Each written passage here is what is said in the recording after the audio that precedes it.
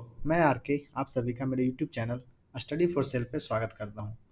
तो आज एसपीडी पढ़ने का डे 5 और पेज नंबर 37।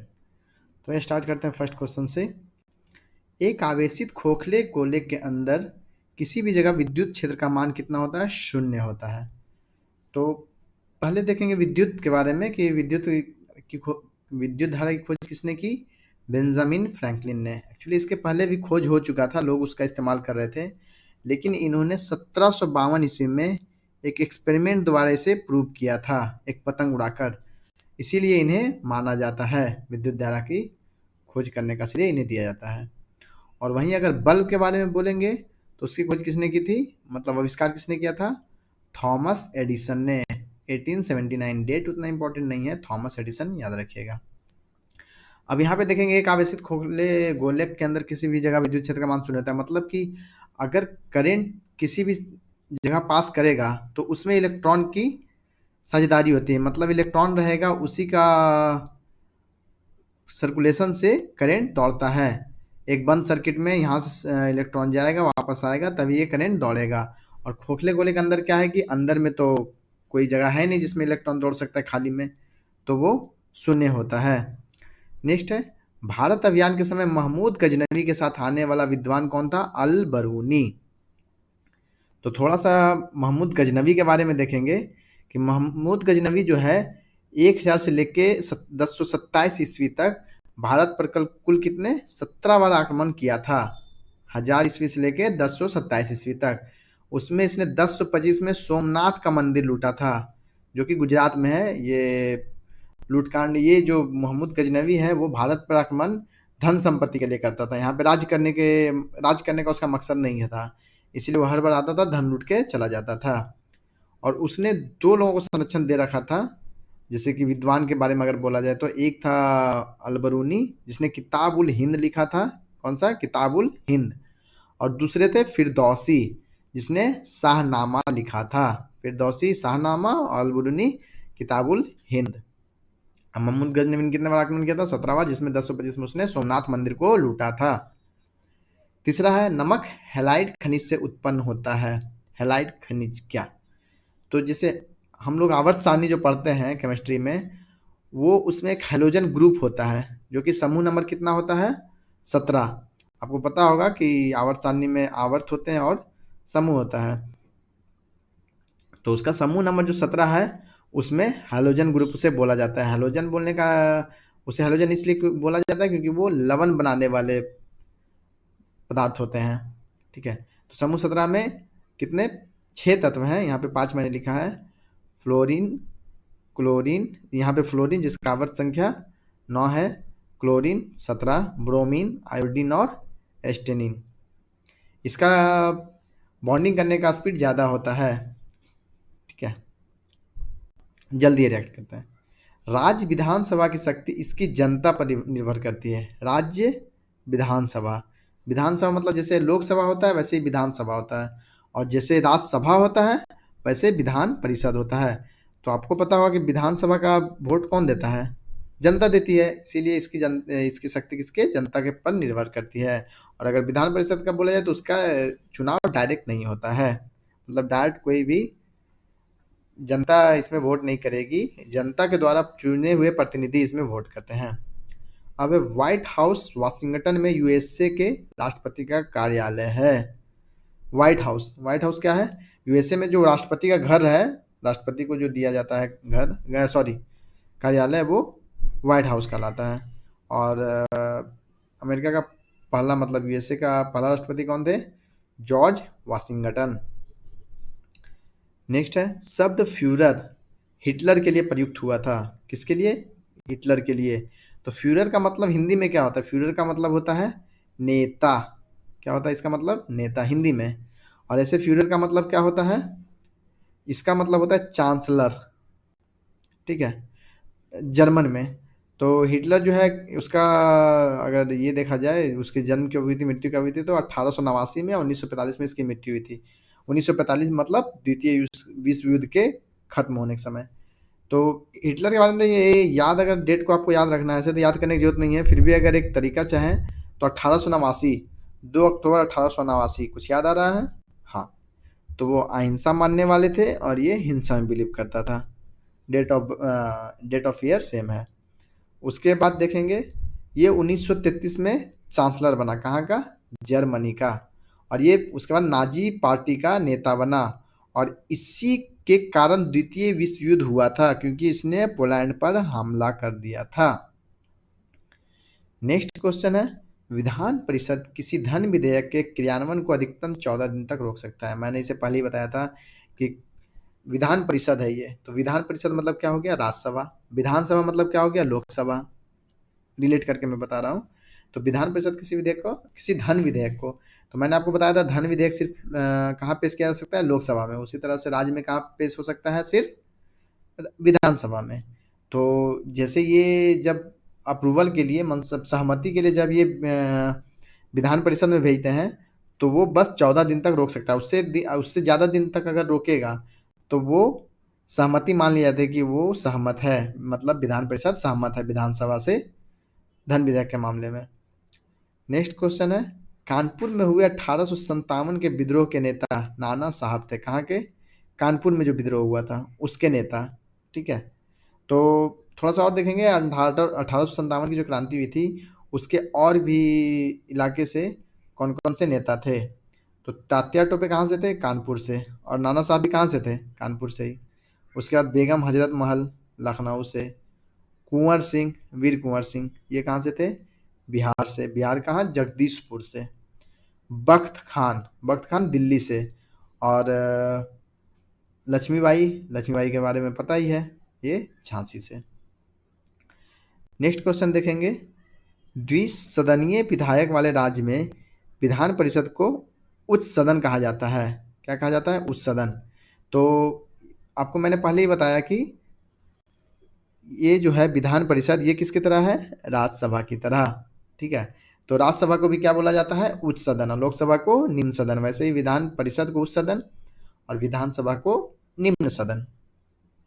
अब यहाँ पे देखेंगे कि विधान परिषद के बारे में, तो 169 में दिया हुआ है, 169 में विधान परिषद का निर्माण या उन्मूलन। 169 क्या? आर्टिकल, अनुच्छेद। और 170 में क्या दिया हुआ है? विधानसभा की संरचना। और 171 में विधान परिषद की संरचना। ठीक है, और आपको पता होगा या फिर देख लीजिए, विधान परिषद जो है कुल सभी राज्यों में नहीं है, ये सिर्फ 6 राज्यों में है, जिसका यहाँ पे एक ट्रिक लिखा हुआ है, कबूतम। कबूतम का मतलब क्या हो रहा है? के से कर्नाटका, ए से आंध्र प्रदेश, बी से बिहार, यू से उत्तर प्रदेश, टी से तेलंगाना और एम से महाराष्ट्र। यही 6 राज्य हैं जिसमें विधान परिषद है, बाकी राज्यों में विधान परिषद नहीं है। नेक्स्ट है, भारत का राष्ट्रीय पशु बाघ है। महाभाष्य का संबंध व्याकरण से है। महाभाष्य जो है वो संस्कृत का व्याकरण है। महाभाष्य संस्कृत पुस्तक का व्याकरण है। और ये किसने लिखा था? ये लिखा था पतंजलि ने, जिसे संरक्षण किसने दिया था? पुष्यमित्र शुंग वंश के संस्थापक, जिसने किसकी हत्या की थी? बृहद्रथ की, जो कि मौर्य वंश का था। उसकी हत्या करने के बाद उन्होंने शुंग वंश की स्थापना की थी। और इन्होंने इन्होंने इसे संरक्षण दिया था। और अष्टाध्यायी इसी तरह का बुक है, मीन्स व्याकरण का बुक है संस्कृत का, तो उसे किसने लिखा था? पाणिनि ने। तो अष्टाध्यायी पाणिनि लिखा था और महाभाष्य किसने लिखा था? पतंजलि ने। नेक्स्ट क्वेश्चन है, विश्व जनसंख्या दिवस 11 जुलाई को मनाया जाता है। कब मनाया जाता है? 11 जुलाई को। सर्वप्रथम विश्व कप क्रिकेट का पहला मैच 7 जून 1975, कब? 1975 में लॉर्ड्स के मैदान में भारत व इंग्लैंड के बीच खेला गया था। किसके बीच खेला गया था? भारत व इंग्लैंड के बीच। और इसमें विजयी टीम कौन सा था? West Indies. ठीक है, नेक्स्ट है, कचारी जनजाति का संबंध असम से है। कहाँ से है? असम से। कचारी जनजाति, आपको मैंने असम से रिलेटेड पिछले क्लास में बताया था कि यहाँ का मुख्य त्यौहार क्या है? बिहू, जो कितने प्रकार के होते हैं? 3 प्रकार के। नेक्स्ट क्वेश्चन में चलते हैं, प्रसिद्ध मीनाक्षी मंदिर मदुरई में स्थित है। कहाँ स्थित है? मदुरई में। और इसे किसने बनाया था? पांड्य वंश के शासकों ने बनाया था, पांड्य वंश के। और पांड्य वंश के शासकों की राजधानी कहाँ थी? मदुरै। नेक्स्ट है, भारत की सबसे लंबी नदी गंगा है। गंगा के बारे में थोड़ा सा देखेंगे, गंगा नदी के बारे में। तो इसकी कुल लंबाई कितनी है? 2525 किलोमीटर।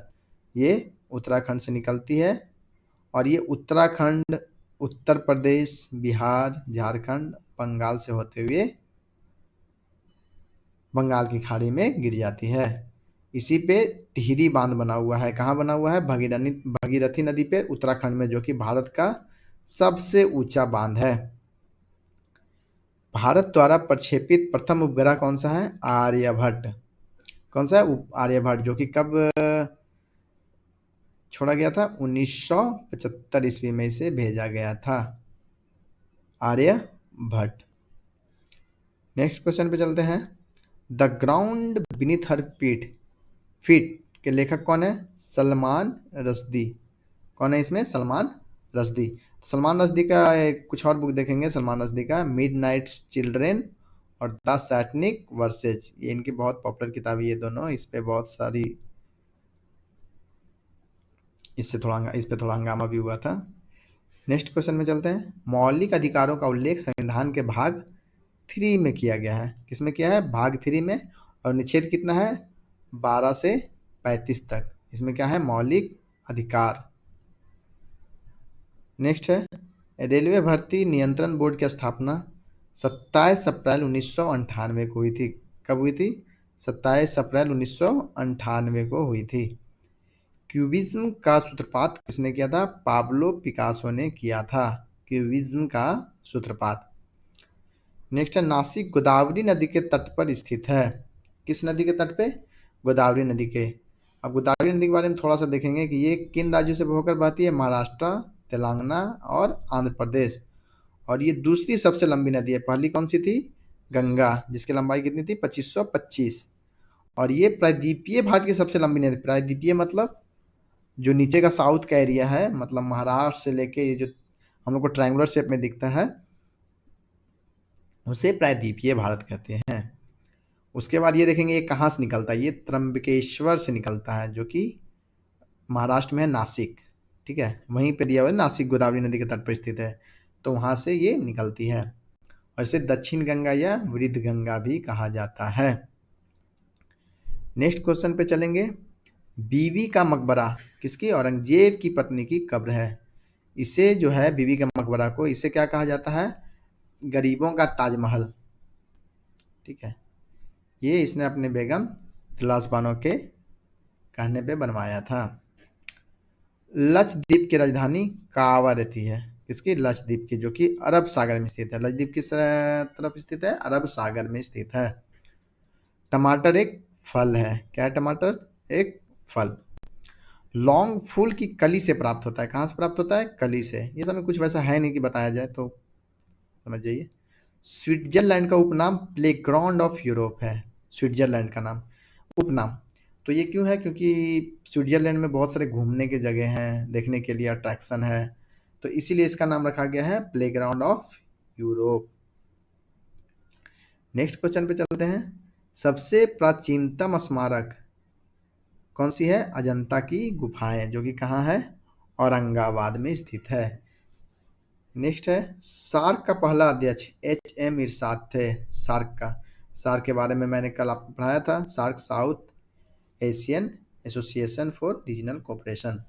तो इसके कौन कौन से सदस्य हैं? इसके कुल कितने सदस्य थे? मैंने कल आपको बताया था 8 सदस्य थे। पहला भारत, दूसरा पाकिस्तान, तीसरा अफगानिस्तान, चौथा नेपाल, पांचवा भूटान, छठा हो गया भूटान हो गया, नेपाल हो गया, श्रीलंका, सातवां हो गया मालदीव, और आठवां कौन सा हो गया?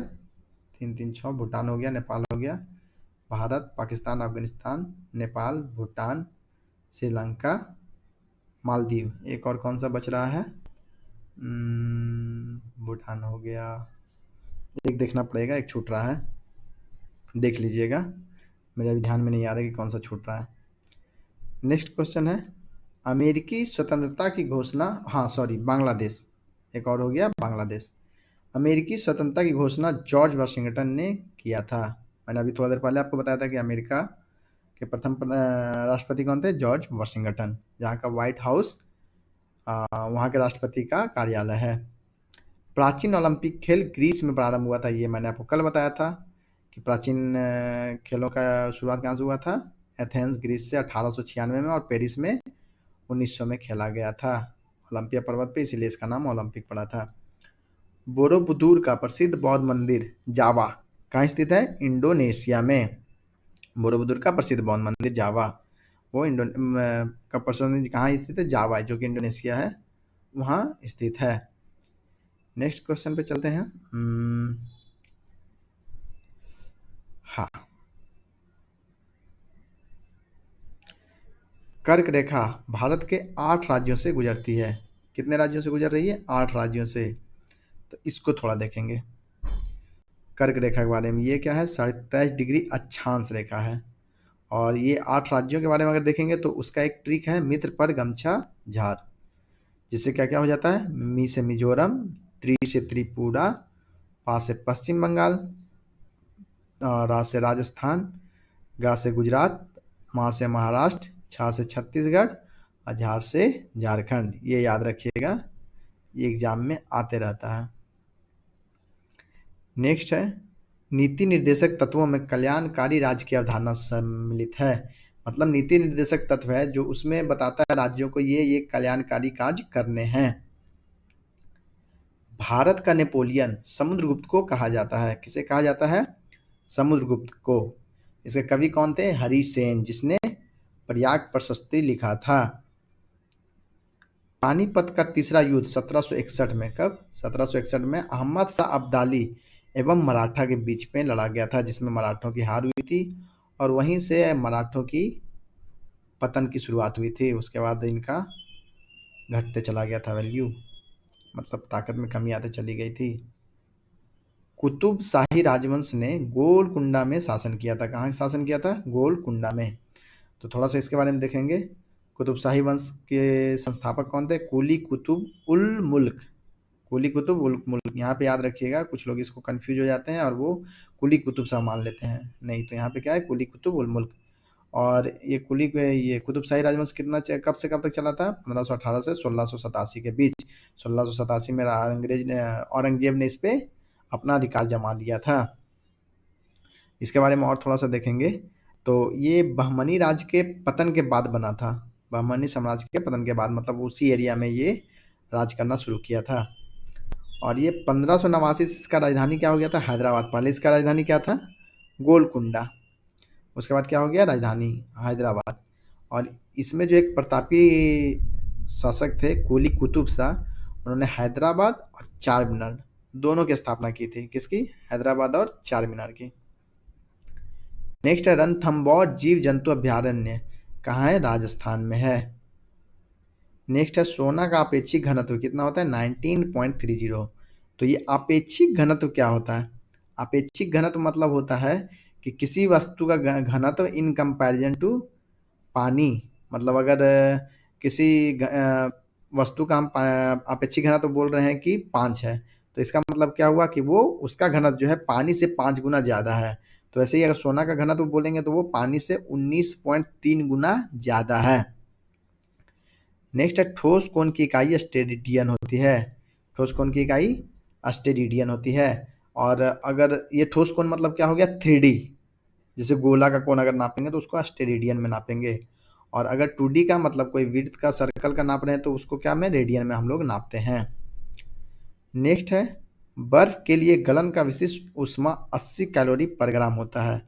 तो ये जो है विशिष्ट ऊष्मा, ये क्या है? तो विशिष्ट गुप्त ऊष्मा क्या होता है? बिना तापमान बदले अवस्था में परिवर्तन। जैसे मान लीजिए ये बर्फ है, तो बर्फ के तापमान में बिना परिवर्तन किए, मतलब वो अगर 0 डिग्री पे बर्फ है तो उसको इस कैलोरी पे ऊर्जा दिया जाता है, उसका टेम्परेचर दिया जाता है कि वो उसके टेम्परेचर में कोई फर्क नहीं पड़ेगा। वो 0 था तो 0 ही रहेगा, लेकिन वो पानी में बदल जाएगा। यहाँ क्या लिखा हुआ है? बिना तापमान बदले अवस्था में परिवर्तन। जैसे 0 डिग्री सेल्सियस पर 1 kg बर्फ को पानी में बदलना, वो होता है 80 कैलोरी ग्राम उसमें लगता है, जिसको अगर जूल में बोला जाए तो 3.3 × 10 to the power 5 joule kilogram. Next है डायनमो का आर्मेचर इस्पात का बना होता है। डायनमो क्या होता है? डायनमो होता है एक जनरेटर टाइप का हो गया, उसमें क्या है कि अंदर एक ये लगे आर्मेचर लगा हुआ रहता है जो कि इस्पात का बना हुआ था, जो कि चुंबकीय क्षेत्र में घूमता है और विद्युत धारा उत्पन्न करता है। अंदर जो है चुंबकीय क्षेत्र बना हुआ रहता है, उसके अंदर ये घूमता है और उसको तोड़ता है, जिसके कारण की विद्युत धारा उत्पन्न होता है। तो इसे क्या बोलते हैं? यांत्रिक ऊर्जा को ये विद्युत ऊर्जा में बदलता है। यांत्रिक ऊर्जा मतलब यंत्र के ऊर्जा को ये विद्युत ऊर्जा में बदल रहा है। और इसी का उल्टा क्या होता है मोटर में? ये यांत्रिक ऊर्जा को विद्युत ऊर्जा में बदलता है। मोटर में क्या होता है कि हम लोग करंट देते हैं, विद्युत धारा देते हैं, तो वो मोटर चलता है, तो वो विद्युत धारा से यांत्रिक ऊर्जा में बदलता है मोटर में। ठीक है, नेक्स्ट पे चलते हैं। गेटवे ऑफ इंडिया का निर्माण, गेटवे ऑफ इंडिया का निर्माण कब हुआ था? 1911 में हुआ था गेटवे ऑफ इंडिया का निर्माण। तो गेटवे ऑफ इंडिया क्या है? तो गेटवे ऑफ इंडिया का निर्माण जो मुंबई में हुआ था, जो कि बनाया क्यों गया था? जॉर्ज पंचम और क्वीन मैरी आई थी, उसके सम्मान में बनाया गया था ये गेटवे ऑफ इंडिया। और वो कब आए थे? 1911 में। आपको मैंने बताया था कि 1905 में बंगाल विभाजन हुआ था और 1911 में ये रद्द हुआ था, जिसके बाद 1912 में राजधानी कहाँ शिफ्ट हो गई थी? दिल्ली। और उसके बाद ये देखेंगे कि ये जो लिखा हुआ है 1911 में निर्माण हुआ था, नहीं, उस समय इसकी आधारशिला रखी गई थी, मतलब उद्घाटन किया गया था। ये बनकर स्टार्ट कब हुआ? 1924 में। और वहीं ये गेटवे ऑफ इंडिया है और एक है इंडिया गेट, जो कि कहाँ है? दिल्ली में। ये 1921 में बनना शुरू हुआ था और 1931 में बना था। दोनों में कन्फ्यूज नहीं होना है, दोनों अलग अलग। गेटवे ऑफ इंडिया मुंबई और इंडिया गेट दिल्ली में। ठीक है, और इसके बारे में देखें कि ये क्यों बनाया, ये किसने बनाया था? एडविन लुटियंस ने। और इससे क्यों बनाया गया? तो ये 1914 से 18 के बीच में जो युद्ध हुआ था, द्वितीय विश्व युद्ध, उसमें जो शहीद हुए थे उनके याद में बनाया गया था। नेक्स्ट है हाँ, भारत एक संप्रभुता संपन्न लोकतांत्रिक गणराज्य 26 जनवरी 1950 को बना। मतलब जिस दिन से संविधान लागू हुआ उस दिन से ये एक लोकतांत्रिक गणराज्य बन गया।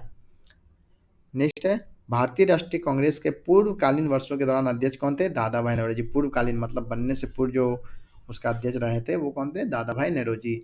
अगर दादा भाई नौरोजी के बारे में देखें तो वो सेकेंड, जब इसका बैठक हुआ था कांग्रेस का, कब हुआ था? 1886 में, तब ये अध्यक्ष बने थे। ये कहाँ से थे? कोलकाता में जब ये अधिवेशन हुआ था तब ये अध्यक्ष बने थे। नेक्स्ट है एक राज्य में राष्ट्रपति शासन का तात्पर्य है कि राज्य शासित होता है राज्य के राज्यपाल द्वारा। मतलब राज्यपाल, देखिए राज्यपाल का क्या काम है कि राज्य में जो भी हो रहा है उसकी सूचना राष्ट्रपति को देना, वो राष्ट्रपति से रिलेटेड होता है। तो जब भी वहाँ पे कोई भी राज्य में अगर राष्ट्रपति शासन लागू होता है तो वो कौन करेगा? राज्यपाल का उसमें नियम चलेगा। और उस समय सीएम का नियम, मतलब सीएम वहाँ पे राज नहीं करता है, राज्यपाल का राज आ जाता है। गुडवाना कोयला क्षेत्र मध्य प्रदेश में स्थित है। गुडवाना कोयला क्षेत्र, गुडवाना कोयला के क्षेत्र के बारे में देखेंगे तो इसके एक मतलब गुडवाना समूह एक है, जिसमें कौन कौन से घाटी आते हैं? दामोदर घाटी, सोन घाटी, महानदी घाटी और गोदावरी घाटी। तो दामोदर घाटी में कौन कौन से राज्य आ जाते हैं? झारखंड, वेस्ट बंगाल, जिसमें कि जैसे आपका वेस्ट बंगाल में वेस्ट बंगाल में रानीगंज आ गया, झारखंड में झरिया आ गया, बोकारो आ गया, फिर सोन घाटी हो गया। महानदी घाटी में कौन से आते हैं? छत्तीसगढ़, उड़ीसा। गोदावरी घाटी में कौन कौन से आ जाते हैं? महाराष्ट्र और तेलंगाना।